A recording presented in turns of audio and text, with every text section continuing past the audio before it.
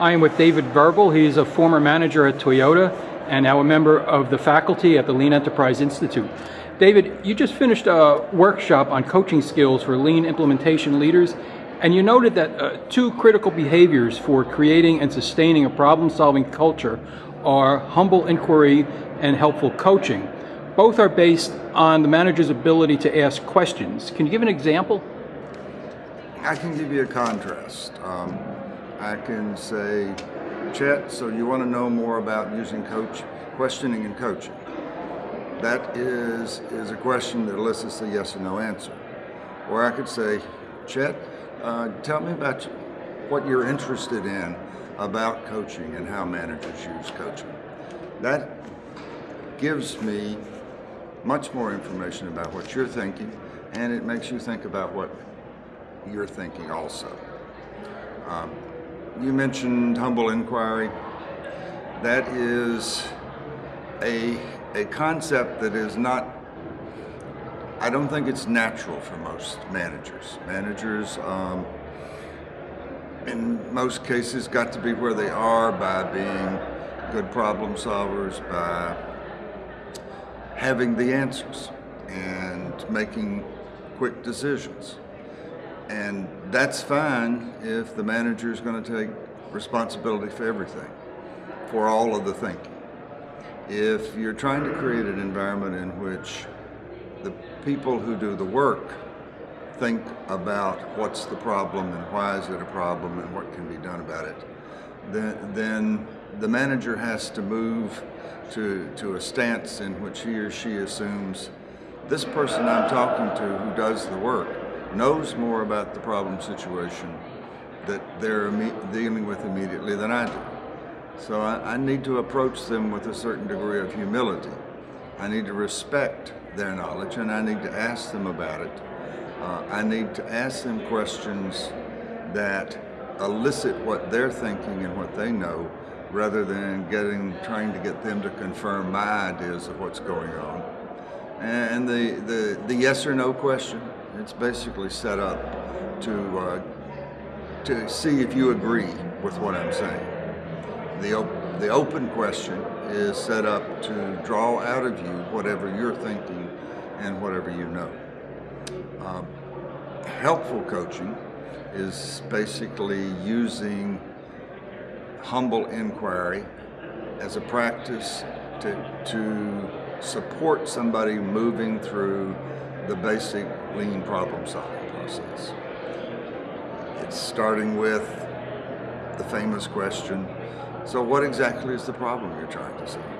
People will very often say, we got a problem, this is what we need to do. That is a rush to judgment, that's a rush to solution. Managers need to help people slow down. And one of the ways to do that is that question. Well, let's talk first about exactly what problem you're trying to solve. Okay, now, let's talk about what you know about what's going on. What's happening in the situation? And then you can help them move through the problem-solving process by asking, now what do you know about what's causing this? Why is this happening? You've got those two pieces established in the problem-solving thinking. Then you're ready to ask, well, what are your ideas for the options to address the cause and eliminate the problem? And then finally, that sounds good. That's good, okay. We agree that's what you're going to try. You're going to run an experiment with that countermeasure. Tell me how you're going to do it, and how are you going to know if your countermeasure is effective? It's a series of questions that moves the person through the lean problem-solving process, which is essentially using the scientific method to structure experiments for solving problems and making improvements. Now, besides coaching, at some point, a manager is going to have to give instructions. How does a manager know when it's the time to coach and the time to give instruction? Well, basically, you can't question somebody about something they don't know anything about. The switch is between when you need to give them information, when you need to introduce them to skills and practices they don't have. Then you need to teach or instruct. I guess you could also throw in the famous, if the building's on fire, you don't want to question what does everybody think we need to do. You want to say, there is the exit, everybody please go very quickly to the exit. There are situations where the manager needs to be more direct, to say what needs to be done. Particularly if you're talking about the manager's problem-solving role, which is to say, this is a critical problem. This is one we need to address. And we need to achieve this outcome. We need to achieve this target. We need to achieve this end by addressing it.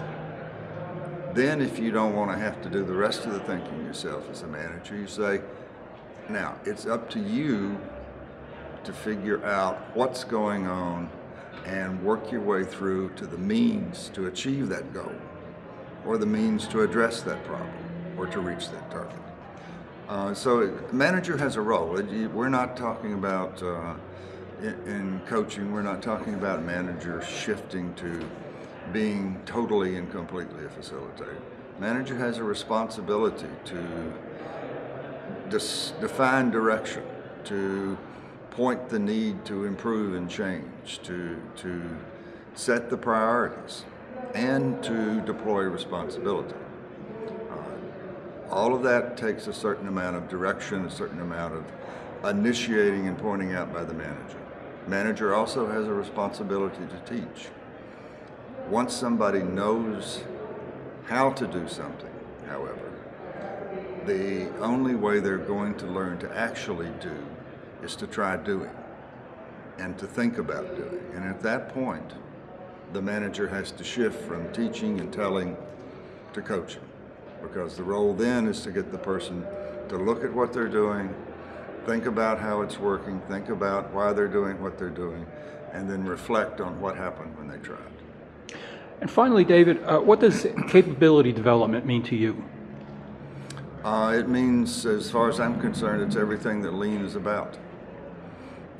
Lean is a means of achieving business strategy. Lean is a means of achieving operational performance. The way you do that is to develop the capability of the process and the capability of the people to perform to needed level. Also, nothing in this world can sit still.